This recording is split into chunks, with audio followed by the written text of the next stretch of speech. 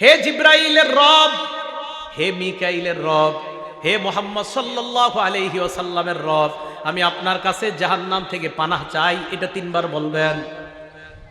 ফজর পড়লেন, সুন্নত পড়লেন, সুন্নতের পর আল্লাহর কাছে বলবেন, আল্লাহ, জিব্রাইলের রব, মিকাইলের রব, মুহাম্মদ সাল্লাল্লাহু আলাইহি সাল্লামের রব, আমি আপনার কাছে জাহান্নাম থেকে পানাহ চাই। 3 বার বলবেন।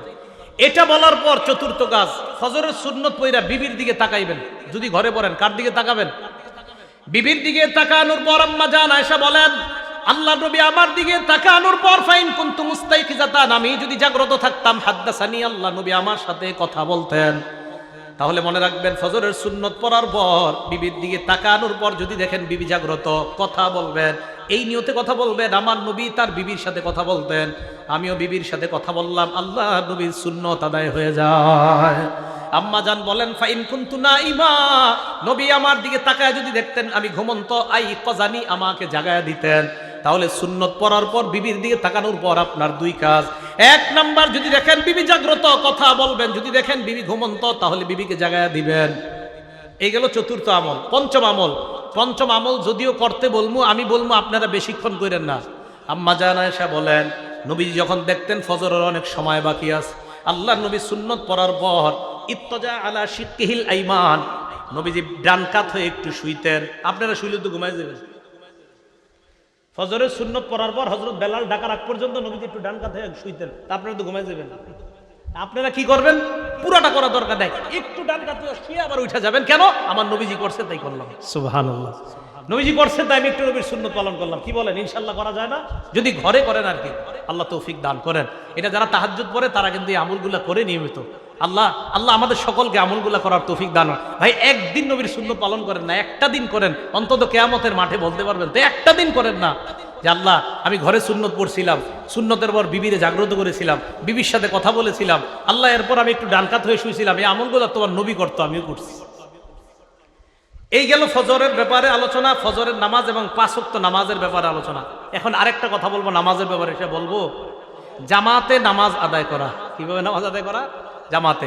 বুখারী শরীফের 645 নম্বর হাদিস, ক্বালা রাসূলুল্লাহ সাল্লাল্লাহু আলাইহি ওয়াসাল্লাম, আল্লাহ নবী বলেন, সালাতুর রাজুলি ফিল জামাআ তাবদুল সালাতাল ফাজরি বি27 দারাজা। নবীজি বলেন, জামাতের সাথে নামাজ আদায় করা, একাকী এক ব্যক্তি নামাজ আদায় করলো, আমি একা নামাজ পড়লাম, উনি জামাতের সাথে নামাজ আদায় করলো, আল্লাহ নবী বলেন যে ব্যক্তি জামাতে পড়লো তার আমল নামায় আল্লাহ 27 গুণ বেশি সওয়াব দিয়ে দেয়। কয় গুণ? 27 গুণ। রিয়াজুস সলিহিনের একটা হাদিস শুনে, একটা কিতাব আছে রিয়াজুস সলিহিন, ইমাম নববীর লেখা। এক অন্ধ সাহাবা নবীজির কাছে আসছে। আসার পর আল্লাহ নবীকে বললেন, হুজুর লাইসা লি কাইদুন ইয়াকুদুনি ইলাল মসজিদ, হুজুর এমন কেউ নাই, এটা আপনি হাতটা ধরি, হ্যাঁ এইভাবে হাতে ধরে মসজিদে নিবে এমন কেউ নাই। তো নবীজি বললেন, তো তুমি কি বলতে চাও? হুজুর আমি অন্ধ। তো অন্ধ হয়েছে তো কি হয়েছে? অন্ধ মানুষ তো হুজুর, আমি যে কারো হাত ধরে আসবো বা কেউ আমার ধরে আনবে এরকম নাই, তুমি কি বলতে চাও সেটা বলো। হুজুর আমি কি বাসায় নামাজ পড়লে হবে, ঘরে নামাজ পড়লে হবে? তখন নবীজি একটু চিন্তা করে বল, হ্যাঁ ঠিক আছে, ঘরে নামাজ পড়ো যাও। এতটুকু বুঝছেন সবাই? অন্ধ সাহাবা, মসজিদে আসার মতো কেউ নাই, নবীজি বললেন হ্যাঁ ঘরে নামাজ পড়ো। হাদিস কিন্তু শেষ হয় নাই, একটু শুই না, কেউ দৌড় দেন না, পুরাটা শোনেন। ফালাম্মা ওয়াল্লাহ, অন্ধ সাহাবা যখন বাড়ির দিকে রওনা করছে, দাহু, নবীজি ডাকছে, শোনো শোনো শোনো, হাল তাসমাউন নিদা, তুমি কি বাসায় যখন থাকো আজানের আওয়াজ শোনো? জি হুজুর আজান তো শুনি। নবীজি বললেন ফাজিব, তাহলে নামাজে আসো। তাহলে কোথায় আসো? এখানে আপনারা যে কয়জন অন্ধ আছেন, তাহলে কি বোঝা যায়? অন্ধ সাহাবাকে প্রথমে বললেন বাসায় নামাজ পড়ো। আজান শুনুনি? কয় জি হুজুর শুনি। মসজিদে আসো। এখন তো মাশাআল্লাহ মাইকের আওয়াজ মুখের চেয়ে আরো কম যায় না বেশি যায়? কি পরিমাণ নামাজে আসা উচিত। ভাই জামাত মিস করেন না, পুরুষরা জামাত মিস করে না, জামাতে আইসেন। আল্লাহ আমি সহ আমাদের সকলকে জামাতের প্রতি গুরুত্ব দিয়ে যেন আমরা সালাতগুলো আদায় করতে পারি, আল্লাহ তৌফিক দান করেন। রমজান পরবর্তী কয় কাজ? এই 4 নাম্বার, নামাজ পড়া, নামাজ ছেড়ে না দেওয়া। 5 নাম্বার, নিয়মিত কোরআন তেলাওয়াত করা। রমজানে মানুষ রমজানের বাহিরে কোরআন না পড়লেও রমজানে একটু হইলে কোরআনটা খুলতে চায়, একটু খুলে কোরআনের প্রতি আগ্রহ থাকে। ওলামায়ে কেরামের জন্য তো উচিত 10 দিনে 1 খতম পড়া। কয় দিনে? হ্যাঁ, আলেমদের 10 দিনে 1 খতম পড়া দরকার। সাধারণ পাবলিকের জন্য দরকার 40 দিনে অন্তত 1 খতম পড়া। কয় দিনে? আপনাদের কৃতি সন্তান মুফতি ফজলুল হক আমিনী রহমতুল্লাহ আলাই মরার আগেও 7 দিনে 1 খতম কোরআন শরীফ পড়তো। না বুঝাইতে পারি নাই, উনি তো আমগো সন্তান না, আপনাদের এলাকার সন্তান, এই পাশের সরাইলেন।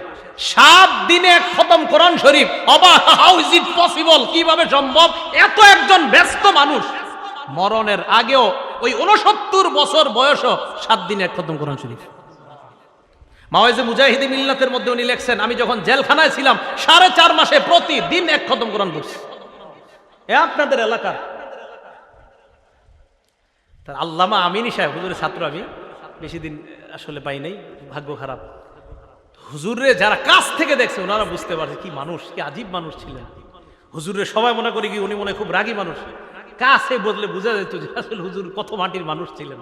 ওলামায়ে কেরাম বলতে পারে আসলে তো হুজুর রাগ হইতেন না, রাগের অভিনয় করতেন ইসলামের খাতিরে, ইসলামের জন্য অভিনয় করতেন, রাগের করতে হতো এটা। হ্যাঁ, আমরা আলেম সমাজের হুজুর একটু রাগী হিসেবে পরিচয়, ওমর ফারুকের মতো পাওয়ার। আসলে ওমর ফারুক বলেন, মুফতি আমিনী রহমতুল্লাহ আলাই তাদেরকে বলেন, আসলে তারা তো রাগী না, বরং ইসলামের খাতিরে রাগ হওয়াটা এটা রাগ না, ইসলামের জন্য। কি কথা ঠিক আছে তো? তো 5 নাম্বার কোরআন তেলাওয়াত করা, নিয়মিত কোরআন শরীফ পড়া, নিয়মিত কোরআন তেলাওয়াত করা।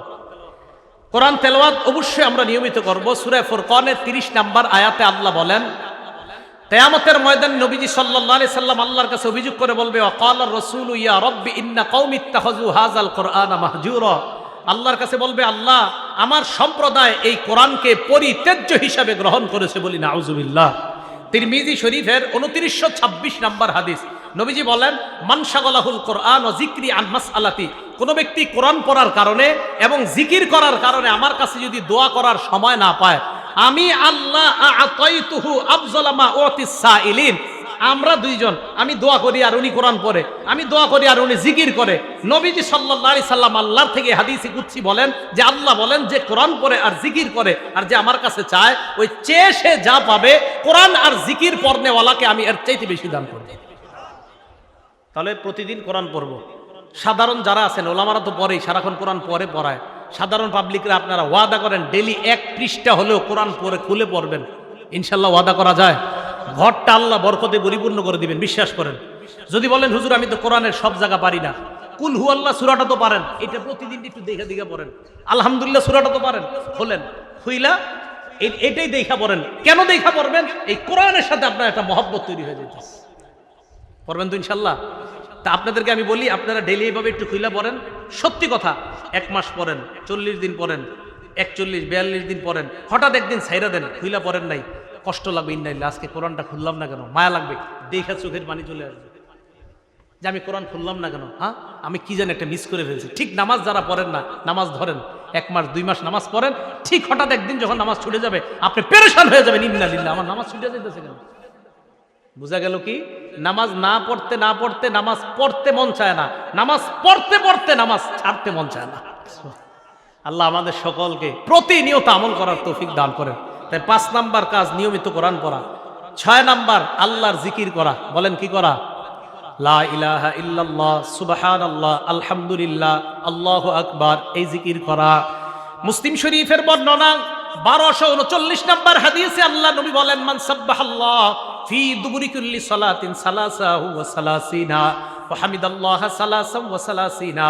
ফরজ নামাজের পর যেই ব্যক্তি 33 বার সুবহানাল্লাহ পড়বে, 33 বার আলহামদুলিল্লাহ পড়বে, ওয়া কাব্বারাল্লাহ সালাসান ওয়া সালাসিনা, 33 বার আল্লাহু আকবার যদি পারেন, তাহলে 34 বার আল্লাহু আকবার। যদি একটা আমল বলবো, এটা না পারলে 34 বার আল্লাহু আকবার, যদি পারেন 33 বার আল্লাহু আকবার, তো 3 33 কত হয়? এরপরে পড়বেন লা ইলাহা ইল্লাল্লাহু ওয়াহদাহু লা শারীকা লা লাহুল মুলকু ওয়া লাহুল হামদু ওয়া হুয়া আলা কুল্লি শাইইন কাদির। আল্লাহ নবী বলেন, যারা নিয়মিত এই আমলটা করবে, গফিরাত লাহু খাতায়া ওয়া ইন কানাত মিসলা জাবাদিল বাহ, আল্লাহ ওই ব্যক্তির সমুদ্রের ফেনা পরিমাণ গুনাহ যদি হয়, তার গুনাহগুলো আল্লাহ মাফ করে দেয়। প্রতিদিন পড়বেন। এবার আমার সাথে একটু বলেন সুবহানাল্লাহি ওয়া বিহামদিহি। আবার সুবহানাল্লাহি ওয়া বিহামদিহি, সুবহানাল্লাহি ওয়া বিহামদিহি। এতটুকুই। বুখারী শরীফের 6408 নাম্বার হাদিসের বর্ণনা, মান ক্বালা সুবহানাল্লাহি ওয়া বিহামদিহি ফিল ইয়াউমি মিআতা মাররা। আমি যেটা বললাম এখন, আপনি ঘুমাইবেন, ঘুমানোর সময় পড়েন সুবহানাল্লাহ বিহামদি, সুবহানাল্লাহ বিহামদি। নবীজি বলেন যেই ব্যক্তি নিয়মিত 100 বার এই সুবহানাল্লাহি ওয়া বিহামদি পড়বে, হুত্তাত খাতায়াহু ওয়া ইন কানাত মিসলা জাবাদিল বাহরি, সমুদ্রের ফেনা পরিমাণ গুনাহ হলেও আল্লাহ মাফ করে দিবেন। বলেন তো একটু সুবহানাল্লাহি, বাস একটু সুবহানাল্লাহি ওয়া বিহামদি, সুবহানাল্লাহি ওয়া বিহামদি, সুবহানাল্লাহি ওয়া বিহামদি। কয়বার? 100 বার। কষ্ট না সহজ? তো পড়বেন, শুয়ে শুয়ে আছেন, পড়তে থাকেন। যাদের ঘুম না আসে এগুলো পড়তে থাকেন, দেখবেন ঘুমাইছে যাবে ইনশাআল্লাহ। আল্লাহ আমল করার তৌফিক দান করেন। বুখারী শরীফের 6407 নম্বর হাদিসের বর্ণনা, নবীজি সাল্লাল্লাহু আলাইহি সাল্লাম বলেন, আমাদের দুইজনের দিকে তাকান, মাসালুল লাযী ইয়াসকুরু রাব্বা ওয়াল লাযী লা ইয়াসকুরু রাব্বা মাসালুল হাইয়্যি ওয়াল মাইয়্যিত। আমরা দুইজন এক রুমে থাকি, উনি আল্লাহর জিকির করে, আমি করি না। নবীজি বলেন উনি হলেন জিন্দা ব্যক্তির মতো, তুমি হলা মরা ব্যক্তির মতো। হ্যাঁ, নাউযুবিল্লাহি মিন যালিক। আল্লাহ আমাদেরকে হেফাজত করেন, আল্লাহ আমাদেরকে হেফাজত করেন। তাহলে জিকির করবো তো ইনশাআল্লাহ। জিকির করা এটা হলো 6 নাম্বার কাজ, এটা মনে রাখবো আমরা। তাহলে 5 নাম্বার কোরআন তেলাওয়াত করা, 6 নাম্বার আল্লাহর কি করা? আল্লাহর জিকির করা। 7 নাম্বার ভালো মানুষের সাথে ওঠা বসা করা। সূরা তাওবার 119 নাম্বার আয়াতে আল্লাহ বলেন, ইয়া আইয়ুহাল্লাযীনা আমানুত্তাকুল্লাহা ওয়া কুনু মা'আস সাদিকিন, হে ঈমানদারগণ তোমরা আল্লাহকে ভয় করো, সত্যবাদীদের সাথে উঠা বসা করো। আলেমদের সাথে উঠা বসা করেন, মসজিদের ইমাম খতিবদের সাথে উঠা বসা করেন, আল্লাহওয়ালাদের সাথে উঠা বসা করেন। এটা হলো 7 নাম্বার। 8 নাম্বার কাজ, শাওয়াল মাসে 6টা রোজা রাখবেন। শাওয়াল মাসে কয়টা রোজা?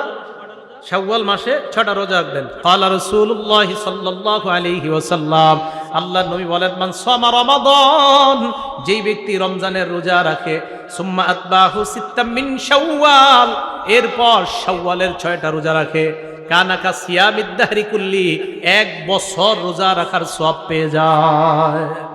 শাওয়াল মাসে 6টা রোজা রাখা। মা বোনদের যাদের কাজা রোজা আছে, কারো 3টা, কারো 7টা, কারো 10টা, তারা কাজা রোজা আলাদা রাখবে, শাওয়ালের 6 রোজা আলাদা রাখবে। আপনাদের অসুস্থতার কারণে যদি কারো রোজা কাজা হয়ে থাকে, এই কাজা রোজা আলাদা রাখবেন, শাওয়ালের 6 রোজা আলাদা রাখবেন। একটা আরেকটার সাথে মিলিয়ে রাখা যাবে না। কিন্তু শাওয়ালের 6 রোজা যদি পারেন টানা 6 দিন রাখবেন, না পারলে মাসের মধ্যে যেই কোনো 6 দিন রাখবেন। শাওয়াল মাসের মধ্যে যে কোনো 6 দিন রাখবেন, ইনশাআল্লাহ আদায় হয়ে যাবে। আর সারা বছর যদি পারেন সোমবার আর বৃহস্পতিবার আপনারা রোজা রাখার চেষ্টা করবেন। আল্লাহ পাক রব্বুল আলামিন যেই 8টা করণীয় বললাম, 1 নাম্বার আমলগুলা নষ্ট না করা, 2 নাম্বার হেদায়েতের উপর অটল থাকা, 3 নাম্বার শয়তানকে শত্রু হিসেবে গ্রহণ করা, 4 নাম্বার নামাজ না ছেড়ে দেওয়া, 5 নাম্বার জিকির করা,